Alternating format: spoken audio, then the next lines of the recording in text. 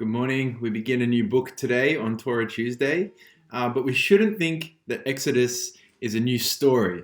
It's not a new story. It's actually just the sequel to the story that we've already been reading. It's a new book, but it's not a new story. Both the end of Genesis and the beginning of Exodus want to make this point. Remember, at the end of Genesis, it was pointed out that God has made a promise that still hasn't been fulfilled. The promise of land. But we find the Israelites, they're in a foreign land, driven there by the necessity of famine. So the end of Genesis pushes us to keep reading. How is this promise going to be fulfilled?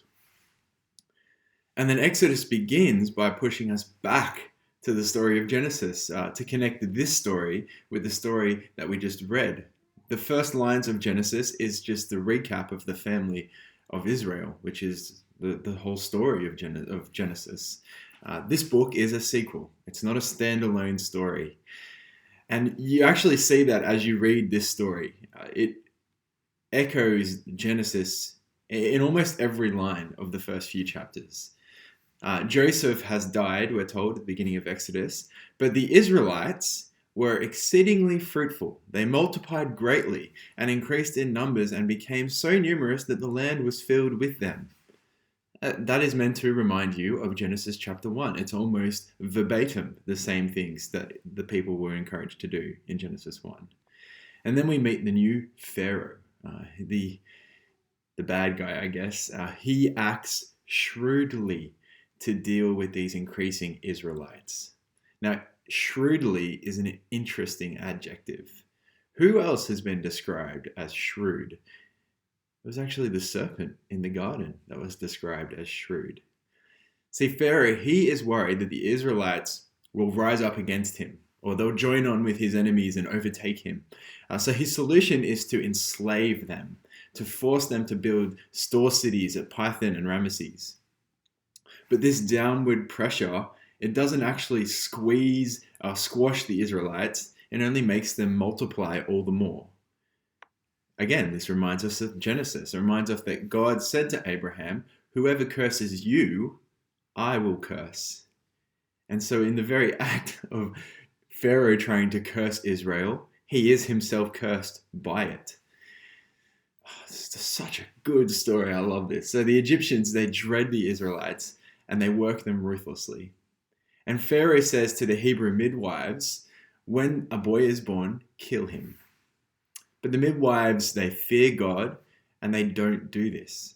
They let the boys live. And when they're summoned to give an answer for this, they say that the Hebrew women just give birth so quickly that they don't even have a chance to help.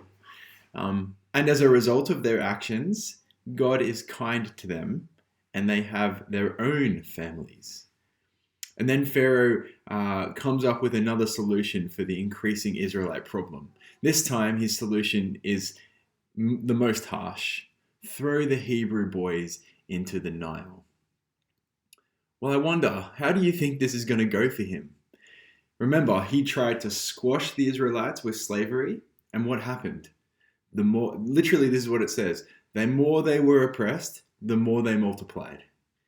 Okay, so that didn't work. He tries to get the midwives to kill them, to kill the Israelite boys. What happens? Well, the midwives fear God rather than fearing Pharaoh. And not only did they deliver other babies, but they actually had babies of their own. It says that they were blessed with a family. And now Pharaoh says he wants to throw the Israelite boys into the Nile. That's his solution. Well, I wonder, how do you think this is going to go for him? Chapter 2 tells us. A Levite woman who is married to a Levite man, so these are very strongly Israelite people, they give birth to a son. And she knows the son is meant to go into the Nile, and he will go into the Nile, except not the way Pharaoh envisioned it. Instead, this boy will go in a basket, and he will sit among the reeds of the Nile rather than being tossed in to drown. And where he sits in a basket among the reeds, he will be found by Pharaoh's daughter, and she will enlist the help of the boy's sister and mother to nurse the boy. And then we're told he was named Moses, which means drawn out of the water. So how good is this? This is just like Such great irony. Pharaoh tries to squash the Israelites by saying, throw them into the water. And Moses, whose name means drawn from the water, ends up being raised in Pharaoh's own household by his own family. Who we know, Pharaoh, we know that Moses, he will ultimately bring an end to this Pharaoh in the water. Do you remember that that's where the story ends? When Pharaoh is flooded by the Reed Sea and he dies there. Can this is just so good. Can God's plan be squashed? No, it cannot. In fact, God has a sense of humor in the way that he makes his plans come to fruition, just to demonstrate how in control he is.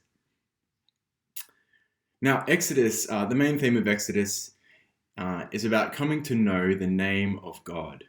We're told in chapter 3, when Moses asked God at the burning bush what he should call him, God says, call me, I am who I am, which we translate, it's the Hebrew letters YHWH, Yahweh. And this whole book is about getting to know the name and the character of God. And I think this really cool thing is happening in these opening chapters because, and you don't really pick it up so much. Exodus for us, the name Exodus comes from the Greek name of the book. Exodus in Greek, it means the way out, because this is a story of how Israel gets out of Egypt. But the Hebrew name from the book comes from the first few words of the book. The Hebrew name of it is These Are the Names. And this book, it is a story of the names, and specifically of the name of God. So these are the names. This is a story of the names. That's why we're introduced to the family of Israel, and they're all named for us.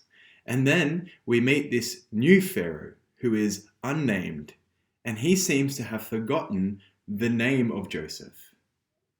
And then we meet these named midwives. And then we meet Moses, whose name shows us that God is in control, not Pharaoh. Like I said, this is the story of the names. And ultimately, this book is about the name of Yahweh. And we'll hear more about that next week as we read chapter 3, but also as we continue seeing the story. This is about the name and the character of God. This is, I guess, the grand revelation of what God is like in the Old Testament.